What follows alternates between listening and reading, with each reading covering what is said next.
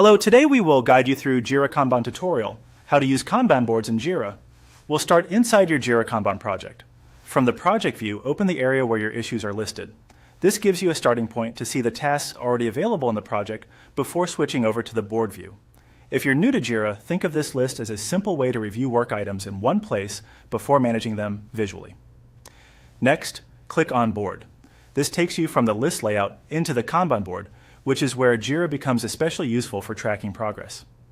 A Kanban board organizes work into columns that represent different stages, so you can quickly understand what needs to be done, what is currently in progress, and what has already been completed. Once you are on the board, click Create an Idea. This is how you add a new work item to the board. When creating an idea, make sure the title is clear and easy to understand so anyone viewing the board can immediately tell what the task is about. A well-named task helps your team stay aligned and reduces confusion later. After the idea has been created, open the three-dot menu for that item and select the option to change status. This menu gives you quick access to actions you can perform on the task without opening it fully.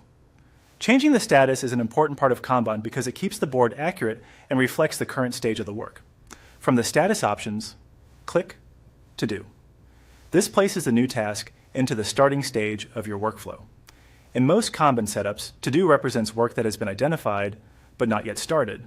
It's a helpful way to keep incoming ideas organized and ready for prioritization.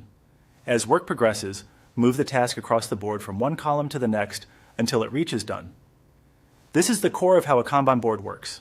Each move represents progress through your workflow, making it easy to track the life cycle of a task at a glance. For example, a task may begin in To Do, then move into an In Progress stage, and finally end up in Done once completed. Keeping tasks updated as they move through the workflow is essential. It improves visibility, helps teams coordinate better, and ensures the board reflects real-time progress. With that, you now know the basic process for using a Kanban board in Jira to create tasks, update their status, and track them through completion.